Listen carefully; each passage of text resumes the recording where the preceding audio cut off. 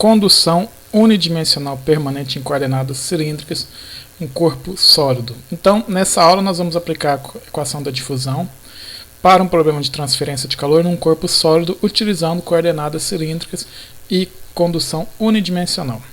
Então, ao final dessa aula, você tem que ser capaz de aplicar a equação da difusão nas coordenadas adequadas, aplicar as condições de contorno apropriadas, desenvolver a equação algébrica a partir das equações, as condições de contorno e determinar a resistência por o sistema considerado. Então, vamos considerar o seguinte problema: um cabo sólido e longo de diâmetro D e condutividade térmica K com geração de calor interna Q ponto. A superfície externa possui temperatura especificada Ts. Determine o perfil de temperatura e a equação para a taxa de calor. Então aqui nós vamos resolver de forma algébrica primeiro, para poder treinar. Então a gente parte da equação da difusão. ρC, derivada da temperatura no tempo, é o divergente de K gradiente da temperatura, mais o termo de geração de calor, uma geração volumétrica. Em coordenadas cilíndricas, o termo transiente, que é o termo de acumulação de energia, não muda, o termo de geração também não muda. Aqui eu tenho a parte das coordenadas cilíndricas, que é o divergente do gradiente de K vezes a temperatura. Então vamos adotar as seguintes hipóteses para esse problema. Primeiro, vamos considerar regime permanente. Então todas as derivadas temporais são nulas. Portanto, regime permanente, as derivadas temporais são nulas. Vamos considerar o problema unidimensional na direção radial. Logo, as outras coordenadas também serão cortadas. Vou adotar propriedades constantes, portanto, o K pode sair da derivada. E vamos considerar com geração de calor. Aqui vou considerar a solução com geração de calor. Então, como é que a gente faz? Fazendo todas essas hipóteses, a gente obtém a equação ordinária, diferencial ordinária, né, porque agora é só em função do raio, dr, r dt dr, menos q ponto r sobre k. Isso aqui veio exatamente disso aqui, né, mais o termo de geração. Certo? É exatamente isso aqui, só que agora é transformada de parcial para ordinária, porque está em função somente do raio. Como eu já tirei aqui o K constante, né, já tirei ele da derivada, fazendo a primeira integração em função do dr, faço a primeira integração do lado esquerdo e do lado direito, obtenho a primeira integração, a constante C1, faço a segunda integração, aqui eu isolei, vou passar o R para o lado de cá, né? Isso aqui é exatamente o que nós fizemos na aula passada, na aula anterior. Estou só repetindo aqui, porque a prática leva à perfeição. Fazendo a integração aqui, em função do R, dr, eu obtenho a equação para o perfil de temperatura unidimensional em função do raio ao quadrado, né? Menos QR ao quadrado sobre 4K, mais C1 ln de R, mais C2. Então agora nós vamos aplicar as condições de contorno para obter as constantes de integração C1 e C2. Quais são as condições de contorno? Voltando aqui, eu pus aqui o enunciado do problema. Eu tenho que a temperatura na superfície foi fornecida, Ts. Portanto, a temperatura na posição R igual ao raio total do meu cilindro é conhecida, T de R igual a R igual a Ts. Aqui eu tenho o meu cilindro, né? Se eu desenhar aqui o resto dele aqui, ele vai ser alguma coisa, um cilindro longo, né? Portanto, eu estou considerando aqui na direção radial. Esse aqui é o meu R1 partindo de 0 até um R1, certo? O diâmetro total do meu problema. A segunda condição de contorno é a condição de simetria na posição 0, né? No centro. A condição de simetria, a derivada da temperatura em relação ao raio na posição R igual a 0 é igual a 0. É a condição de simetria. Então nós vamos aplicar essas duas condições para obter as constantes de integração. Então, fazendo a primeira derivada da equação do perfil de temperatura, eu obtenho a equação do dT/dr. Para quê?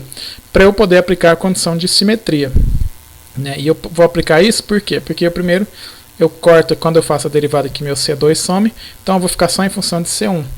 Para a posição de condição de simetria, na posição raio igual a 0, posição do raio igual a 0, dT/dr é igual a 0, portanto, menos Q ponto R, o R aqui é 0, eu vou ter que C1 é igual a 0 para esse meu problema. Então agora eu vou aplicar a segunda condição de contorno de temperatura especificada na posição R' igual a R', que é o raio total na superfície. Portanto, isso aqui é TS, substitui R' por R' ao quadrado, isolando o C2, eu acho que o C2 em função da temperatura da superfície, o termo de geração é R' ao quadrado sobre 4K. Esse aqui, aplicando a segunda condição de contorno. Logo, a minha equação do perfil de temperatura é essa aqui, o meu C1 é igual a 0, portanto esse termo aqui vai sumir, vai ter só o C2, menos Q ponto R ao quadrado sobre 4K mais C2. Essa é a equação do perfil de temperatura, substituindo o C2 pelo que eu encontrei aqui, e fazendo o agrupamento dos termos. Aqui eu só estou manipulando algebricamente para ele ficar de uma forma mais conveniente. Então eu tenho a temperatura da superfície mais um termo de geração sobre 4 vezes a condutividade, R' ao quadrado, vezes 1 menos R' ao quadrado sobre R' ao quadrado. O que eu observo aqui? Que para a posição R' igual a R', esse termo aqui vai ficar igual a 1, portanto isso aqui vai ficar igual a 0. Logo a minha temperatura em R' igual a R' vai ser igual a TS, o que é consistente fisicamente. E para a posição no centro, como eu tenho uma geração de calor, na posição no centro, R' igual a 0, isso aqui vai ficar igual a 1. Portanto, vai ser a temperatura máxima na posição em que R igual a 0, eu vou ter a temperatura máxima no meu corpo. Certo? Então, para a taxa de calor, eu tenho aqui o calor, a taxa de calor menos K, equação de Fourier, menos K, a área derivada da temperatura em relação a R, porque é uma condução unidimensional. Essa derivada aqui nós já temos, né? Nós temos lá das etapas de derivada, ou se eu quiser derivar aqui a equação, eu já tenho a derivada da temperatura em função do R, fazendo a substituição aqui, eu acho a equação para a taxa de calor em função da taxa de geração de calor volumétrica, o raio, a área sobre 2. Então aqui eu tenho a minha taxa de calor. Uma abordagem alternativa, porque aqui o que eu fiz? Primeiro eu obtive a equação do perfil, para depois aplicar as condições de contorno e obter as constantes de integração. Foi. Agora, eu posso aplicar as hipóteses apropriadas, nesse caso, regime permanente, portanto as derivadas temporais são nulas, unidimensional na direção radial, com geração de calor, propriedades constantes, portanto o K sai da derivada, eu tenho essa equação aqui.